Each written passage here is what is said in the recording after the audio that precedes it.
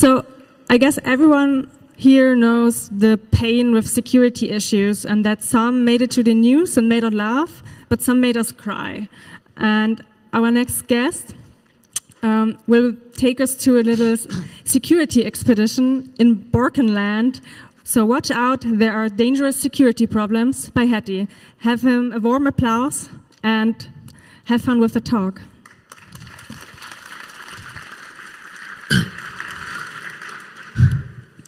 Welcome, everybody.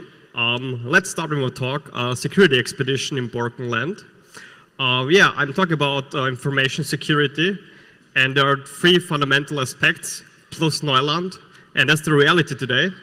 But let's see what are the 3 fundamental aspects of information security. It's CIA.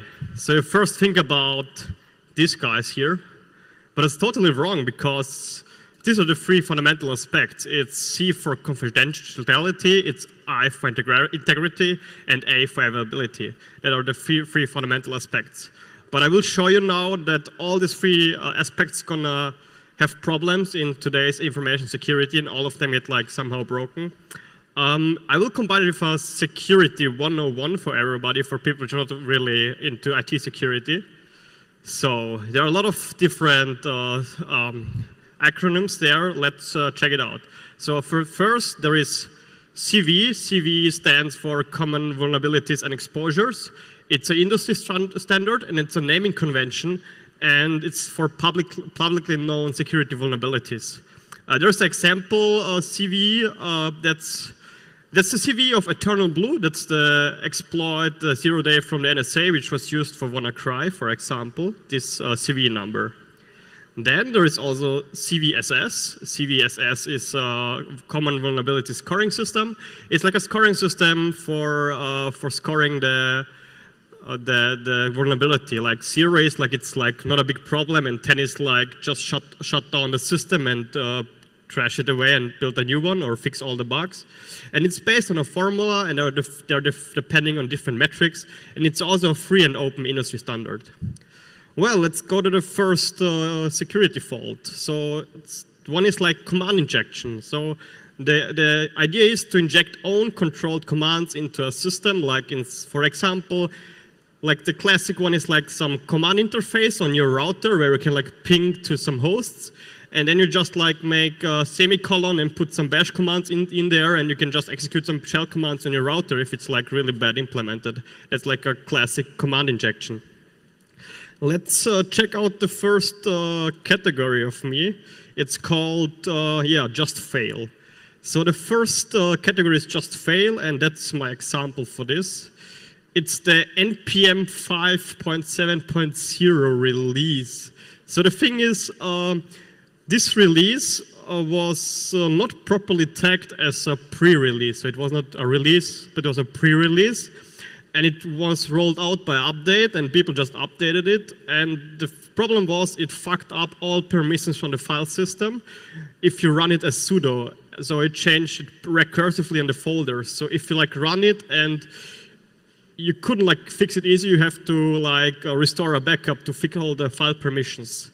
And that's the CV number down there, and have like a really interesting. So I checked out the GitHub issue for that, and it was quite well funny, and some crying was also involved. Let's check it out. So there was this first comment was, this destroyed free production server after a single deploy.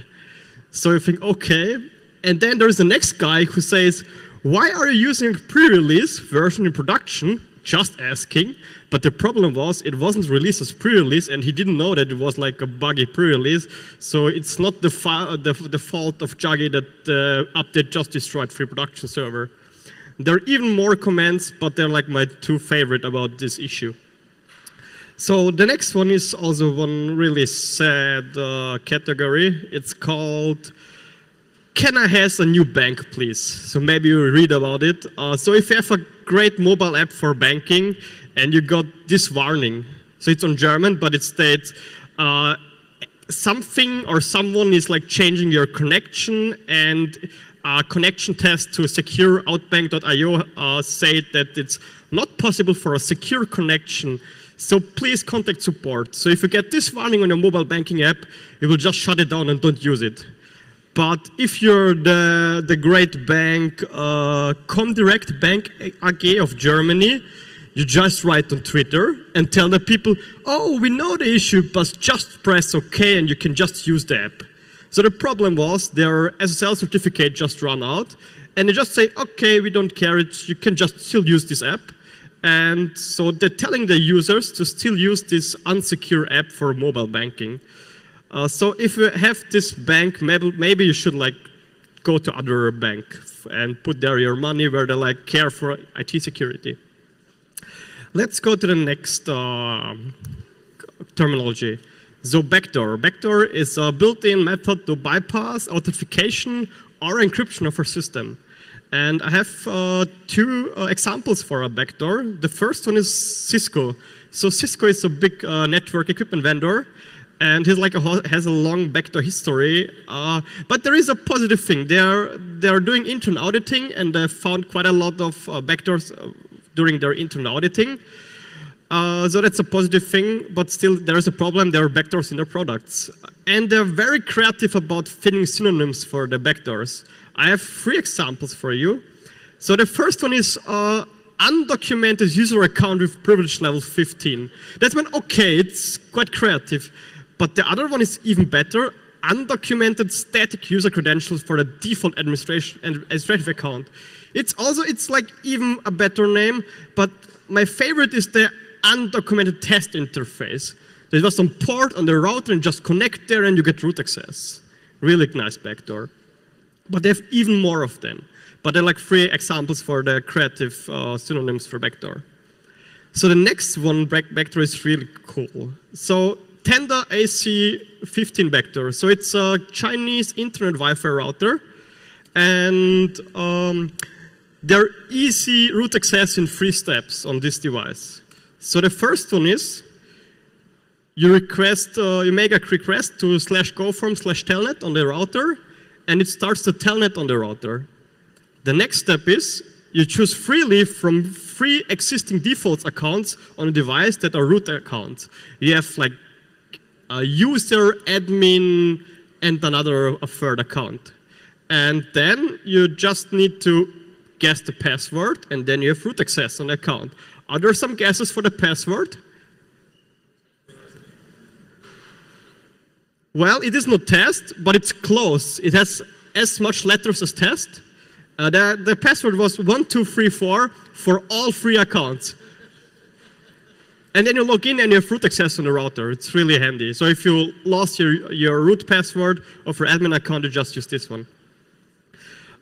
So yeah, the 90s call, they want their passwords back. So please don't use this password for your router. And update your router if you get firmware upgrades. It's also a problem that often devices don't get updates. So the next one, out bypass, is authentication bypass. Like you can log in somewhere without the username or without the password or without both. So that's the idea behind authentication bypass. Well, let's go to Fight Club. Do you know from which year Fight Club was? When was Fight Club released? Some ideas which year it was released? It was released 1999. So the blast from the past. And 1999, there was this company called Netscape, and had a Netscape Enterprise server and Netscape Fast Track server as a software. And there was a remote attack where you got privilege gained via HTTP basic authentication. That was 1999. Well, that's already a really bad security bug. But, well, what's this? Do you have guesses? Back to the future, yeah. Well, let's go back to the future to 2018. Well, there is HP ILO4 authentication bypass and remote code execution. So HP's ILO4 is a remote management console for servers. It's a hardware card where you can remotely access your servers, and there was a authentication bypass and a remote execution in this device. It was found by the Airbus research team. They invested 5 man-months for reverse engineering the whole firmware. It is from 2017, but the broad public knowledge was in 2018 when they presented their whole research at the conference. And it's quite interesting how it works. I have a GIF of the live demo here, and you can check it out. So they're requesting the admin interface, and it says 401 unauthorized. So they used great Python tools and just print 29 times A. Then they add a header to the request with the header connection with data is 29 times the A, and then press enter, and I got full admin access. So it's like, okay, and yeah, we're administrator, great. Yeah, it's really fun because you have like 10,000 of servers out there, and you can just get administration privileges with 29 A's. Yeah, the problem is, you see this equation, 1999 equals 2018. Mathematically, it's not quite correct, but in IT security it is, because in both cases, it was a buffer overflow which caused the bug. So if a buffer overflow, it's an IT security bug, they managed to overwrite the data, and they could like access administrative accounts. Let's get to the next category. The next category is data richness. So it's the opposite of data minimization, what is like our goal in IT security, because we don't need all data of the people. We should just use the data we need for the services. So also thanks to GDPR. So it's unnecessary to have too much data, and it's also like the digital gold of the modern times. There was Google+. They have like affected 500,000 users by the leak. They also stole partially sensible data. And the thing is also Google+ was shut down also because of this. But, well, it's only 500,000 users. It's like not a lot. Well, let's check out our friends of Facebook. So they have like approximately 30 million users affected, like 60 times as much users as this Google+ leak was affected, but they still didn't shut down. I don't know why, but it's sad. Maybe next time. But you see, there's a lot of data leaks happening in 2018, and a lot of user data was affected. Well, let's check out the next category. It's called DOS, denial of service. So the idea behind DOS is make a system unavailable temporarily or permanently. So who of you have a friend who have a friend who have a friend that has an IP camera? No one? No one has friends with IP cameras? Oh, one person, at least one person. So this one friend has an IP camera, maybe has this IP camera, and if he has this NetWave IP camera, you can make an easy denial of service. So you just send a post request to this camera with a huge body size to the /URL, and the camera just crashes. So it's really handy. You just send a post request and it just crashes. There is a proof of concept on GitHub about this. So if you have it at home, you can try it yourself, or you can throw it away because I don't think it gets updated. And yeah, it's also classic IoT embedded hardware, which like is bad implemented and it just crashes when you send a huge body size. Then our next category is RC. You all heard it at the HPI ILO 4. So RC is remote code execution. So the idea is you can execute on a remote target your own code or programs. And so most of you are probably gamers, and most of you also use this, what is like a well-known gaming platform? Nintendo. Steam? Yeah, Nintendo, but yeah, Steam is a good gaming platform, because Steam had a remote code execution for nearly 10 years. And it was like this year found, when you sent a mail from UDP packet, it was enough to trigger the exploit. There is a really extensive write-up under the web page here. So for 10 years, it was like theoretically possible to exploit the remote code execution in Steam. Like a lot of users would be affected. We don't know if it was exploited, but it was in the client there, the bug. Really impressive is that after the reporting, the Steam team patched it after 8 hours. So after 8 hours, it was already patched by the Steam team. So our next thing is POC, proof of concept. So the idea of proof of concept is that you have like some example, and with that you show that you can exploit the bug. So the classic proof of concept is that you pop a calculator on your system, and that's like the classic thing that you show the people that you exploited the remote code execution or code execution in the system, that you can like run calculator the XA or Xcalc. So in my first 2 iterations of this talk, I didn't have a live demo, and then all the time people came to me and told me, "Hello, can I have a live demo?" And so I said, "Okay, well, let's prepare something, and yeah, we will have a live demo. And what could possibly go wrong?"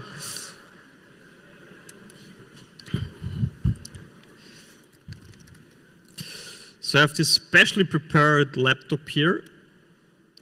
So I have here, no, I don't want updates, no. I have a Ubuntu 16.04 without patches. I have a VirtualBox with a Debian system. It's nearly patched. So let's start my VirtualBox system.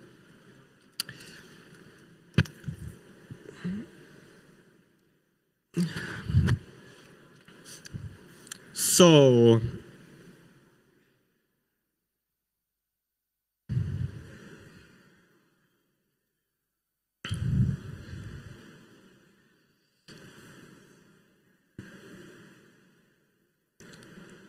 I'm already sorry for the username of this VirtualBox. It was at first my mailbox test server, or a test the mail server, but you will see yourself.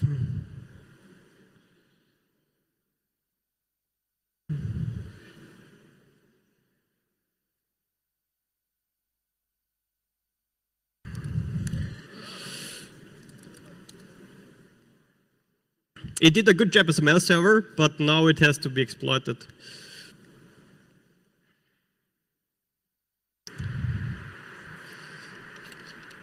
So, so if you are using a computer, you normally use it to surf on the internet and check out web pages, and you also want some cool desktop backgrounds for your laptop. So this is really not so, could be more fancy. And then you see this fancy web page where they offer you sweet cat pictures. And I say, okay, let's download this sweet cat picture. I want this cat picture. Okay, let's download it. Let's open it.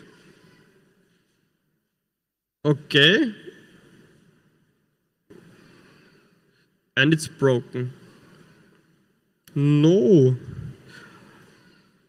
Well, my live demo just failed, but we will try again. So.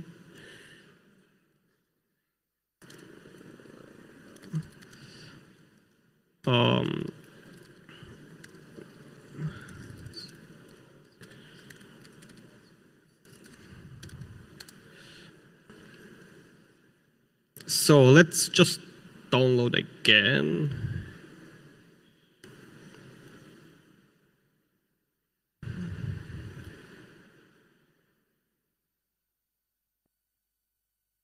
Nope. Well, then we'll just do the reset game.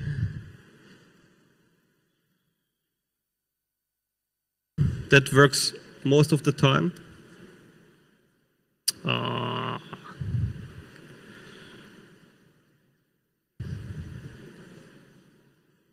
So.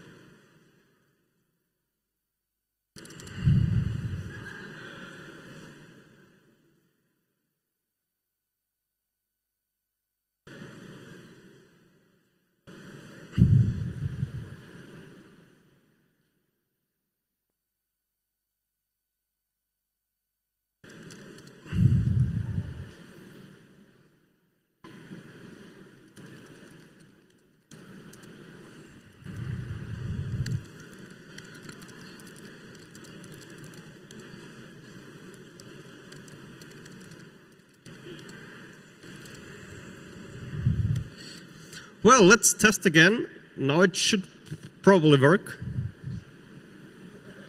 So let's go again to our great page where we can download cat pictures.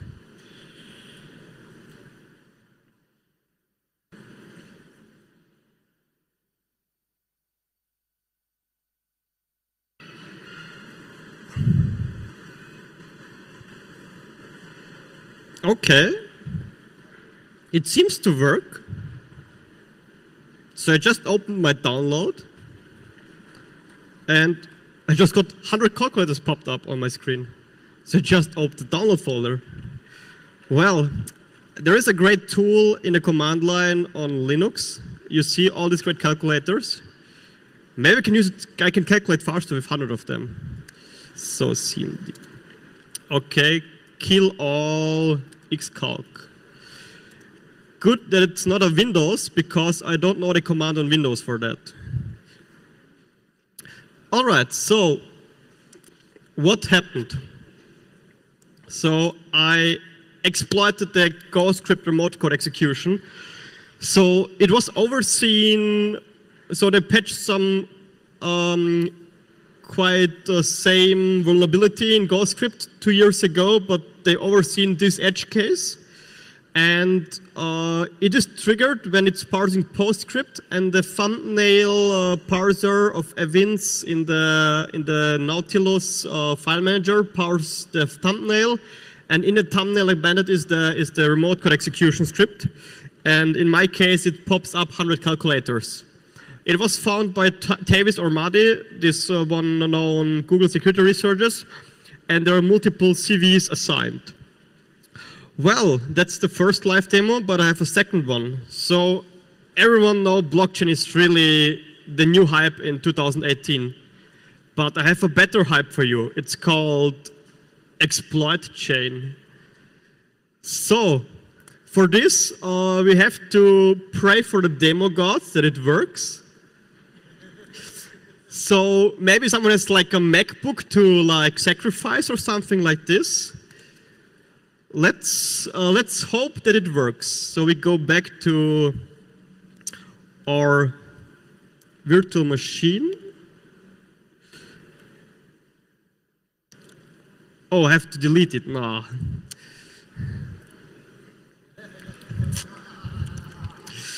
Ah, such great remote executions. Yeah.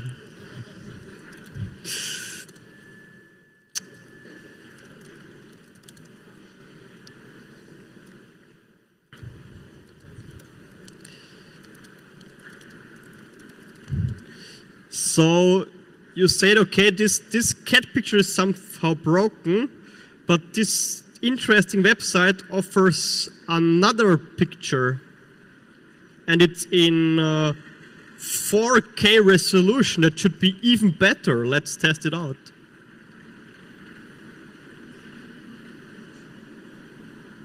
Let's download the better cat picture.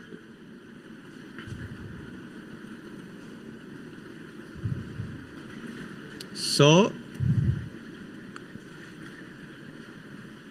it's really fast, like in my home country, Austria, where I don't have internet.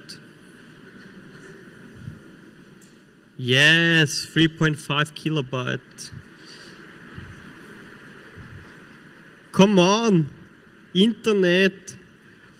Well, I think I have a copy of this on my laptop, because we don't want to wait 10 minutes. Ah, it's getting faster.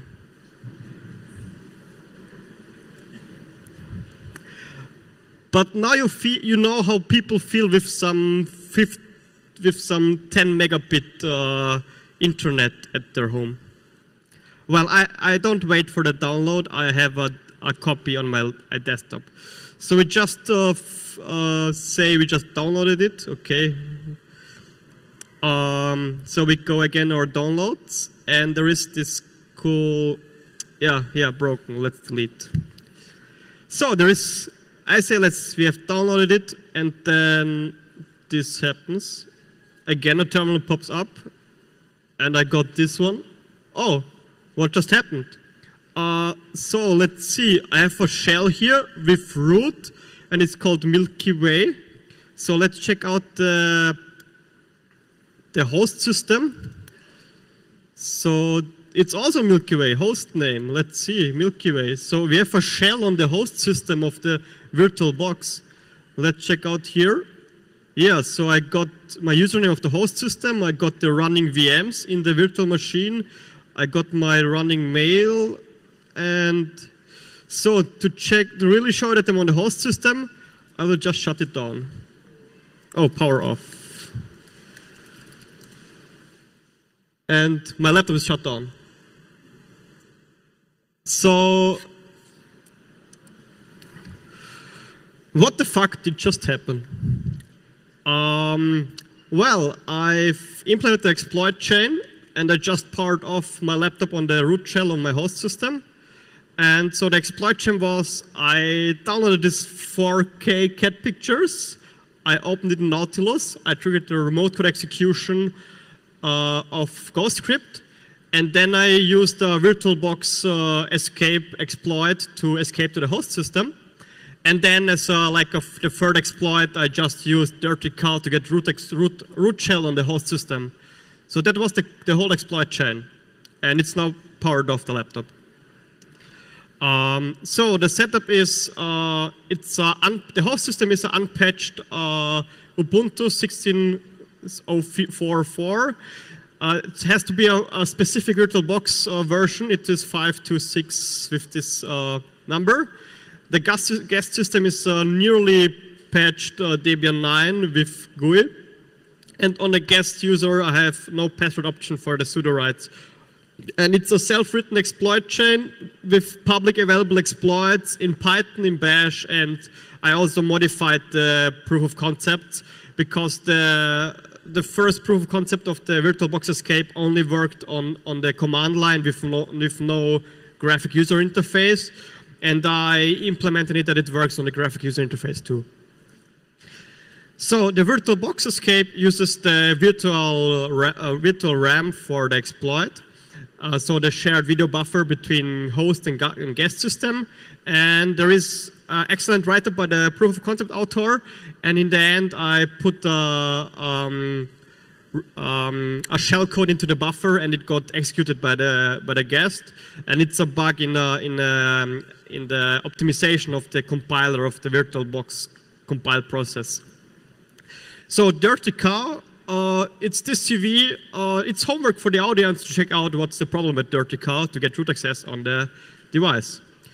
So the next thing, let's check out hardware security. There is also hardware out there, not only software. Let's check out our favorites, or one of my favorites, because a lot of hype for a lot of fuck-ups. It's Meltdown and Spectre. So Meltdown and Spectre are bugs or like design faults in the CPU, in a modern CPU architecture, and it leads to sensible data extraction of the CPU. It's like a hardware bug. So the thing is, the speculative execution is used. So it pre-computes other values at the same time, and the values you don't use, it just throws away. But with this feature, you can extract the pre-computed values which you would throw away. There are software fixes out there for that, but there's a really big performance loss. So yeah, software fixes there, but so big performance loss that even some companies need to buy new hardware because they don't have enough performance for the software. There was a great Meltdown patch by Microsoft for Windows 7 and Server 2008. There was the PLM4 page tables accessible for everyone on the system. So the PLM4 page tables are the master page tables in the system, which should be only readable and writable by the kernel itself. So no user should be accessible to it. And just everyone could like just write in there and modify it and load own pages. So in the end, it was like this: like I get PLM4 page tables, you get PLM4 page tables, everyone gets PLM4 page tables. So it's really bad because like everyone could just modify the whole system and mess with it around. And it was a patch. They fixed it like a month later, but it was still a really bad patch. Well, some of you also like drive cars. Some of you maybe drive, especially this car. It's BMW.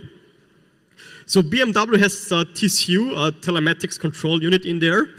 And they're affected vehicles from 2012 to 2018. And there was a remote attack via GSM.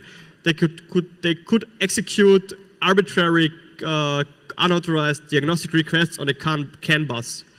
They are working with BMW. They should release 2019 extensible write-up about the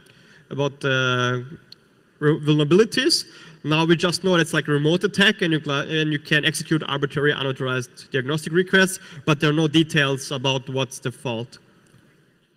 So probably you heard of you use logs for lock picking, for example. But some people are really like comfortable and they use logs with a fingerprint reader. So if you have like a lock like this, and then you see this screw there, and then you think that should be a secure lock, the vendor thinks it is, because there is this guy on Twitter called Lockpicking Lawyer who like checks out locks with lockpicking, and he got this lock from this company, and they told him, well, the money quote is the lock is invincible to the people who do not have a screwdriver. Well, like everyone has a screwdriver more or less with him or with her. So you just get your screwdriver, open the lock, and you don't even need a fingerprint. So it's a really bad lock design. And yeah, 2018 security, not here. Well, our next thing is quite interesting. So combine the words mining rigs, data center, 600, and Iceland.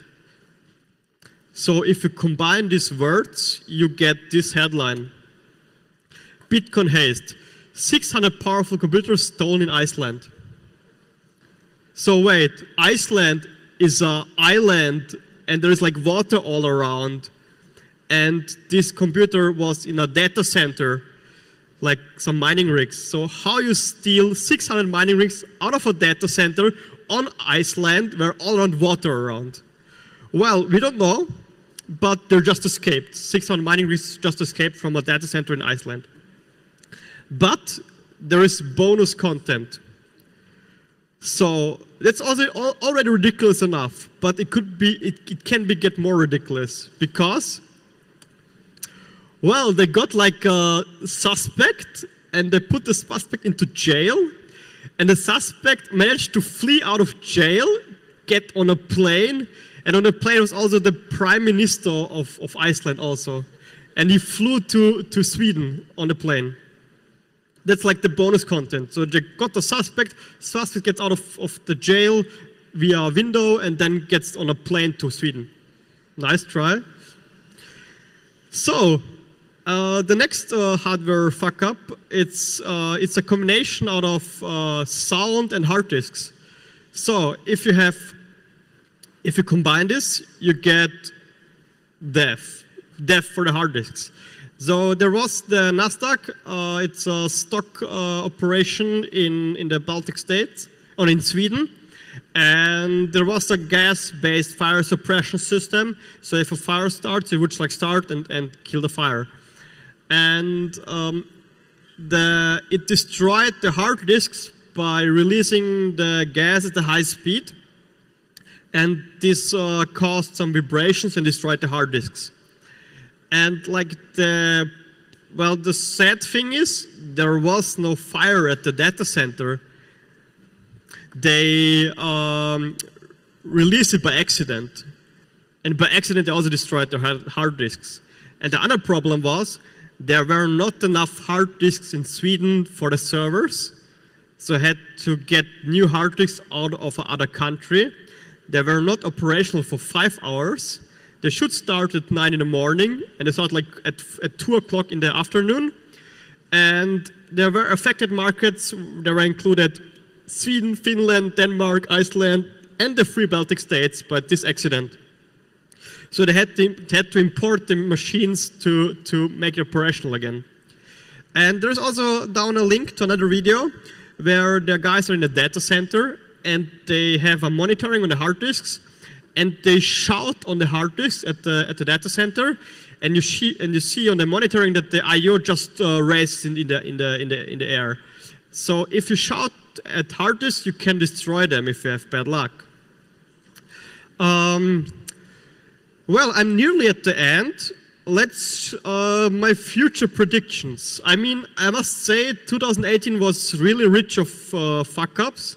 I don't have everything there. There was like some days ago, there was the SQLite remote execution down there. There was even more stuff there. I can't check out everything. But well, 2018 already made a good year for fuck-ups. But my prediction for 2019 is the following. Oh, it can't get better. It will be just a race. So the yellow guy is IT, and the bombs are IT security. And we'll try not only to run away, we'll also try to fix the stuff. But until now, we are somehow just running away of the bugs and not fixing them. So I hope that will not be the whole reality, but just a part of it. And also one question I also asked myself is, why should I care about all the stuff I just told here? Yeah, and my answer is we should care because security problems affect us all in some way. It affects myself for like software I use that have bugs in there. It affects my grandmother if she used some buggy router for the internet. If it affects my neighbor, if it affects my IP security cameras. If it affects everyone because everyone uses hardware and software with bugs in there. And so my motto is, in the end,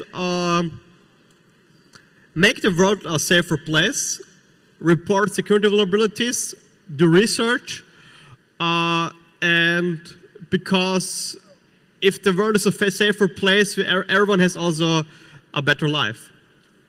So if you're interested into the all the stuff, I did most of my research on the CV database. So there is so if you read CVs, it's quite fun and interesting. You get quite interesting CVs out there, like some command injection Minecraft servers. Why not? So there is, for example, cvdetails.com for CV details. There are also other web pages, but there are quite interesting CVs out there, like also getting remote execution by email in Outlook is also interesting. Why not? That was my presentations. Are there questions of the people here? Thank you. Thank you, Hetty, for the talk.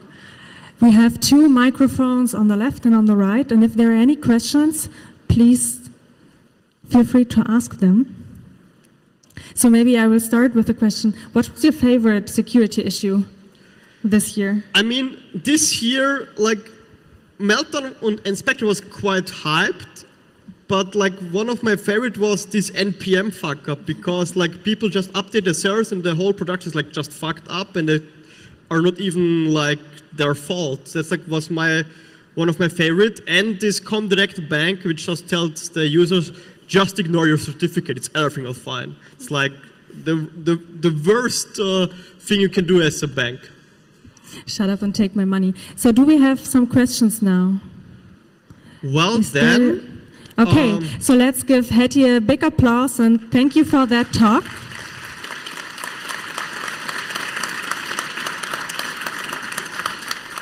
So there are also some contact details. You can also ask me in person. I can also show. I will publish the source code of my exploits on GitHub during the Congress, and you can also talk to me, and I can show the exploits again on my machine if you like.